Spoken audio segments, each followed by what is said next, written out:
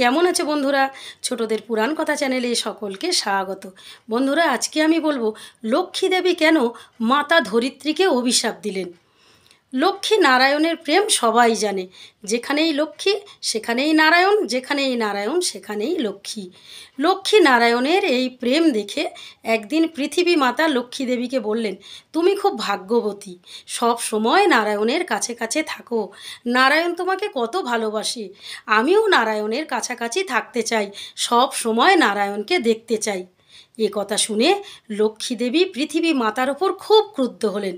বললেন, অন্যের স্বামীর প্রতি তুমি দৃষ্টি দিচ্ছ, এটা মোটে ঠিক নয়, এটা তো পাপ। আমি তোমাকে অভিশাপ দিচ্ছি, তুমি আমার স্বামীর কাছে থাকতে পারবে না। তুমি সবসময় আগুনের পাশাপাশি থাকবে, তুমি জনার গর্ভে জন্মগ্রহণ করবে। এই অভিশাপ শুনে ধরিত্রী মাতা খুব খুশি হলেন। তিনি লক্ষ্মী দেবীকে বললেন, তোমার এই অভিশাপ আমি মাথা পেতে নিলাম, কারণ আমি আগুনের কাছাকাছি থাকবো ঠিকই, কিন্তু নারায়ণকেও আমি দেখতে পাবো।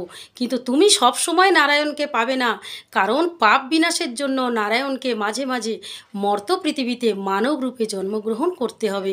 তখন কিন্তু তুমি সব সময় নারায়ণকে কাছে পাবে না। তারপর পৃথিবী মাতা নীলোধ্বজের স্ত্রী জনার গর্ভে জন্মগ্রহণ করলেন। নাম হলো সাহা, আর সাহার সাথে বিয়ে হলো অগ্নিদেবের। আর আমরা জানি নারায়ণকেও বারবার এই মর্ত পৃথিবীতে জন্মগ্রহণ করতে হয়েছিল, আর অগ্নি সাহা পাশাপাশি থেকেছে এবং নারায়ণকেও বারবার কাছে পেয়েছে। বন্ধুরা, আজকের এই পর্যন্ত। পরের দিন আসবো অন্য একটি কাহিনী নিয়ে। আর আমার এই কাহিনী কেমন লাগলো তোমরা লাইক কমেন্টস করে জানিও, এবং যারা এখনও আমার চ্যানেলটিকে সাবস্ক্রাইব করোনি তারা আমার চ্যানেলটিকে সাবস্ক্রাইব করে দিও।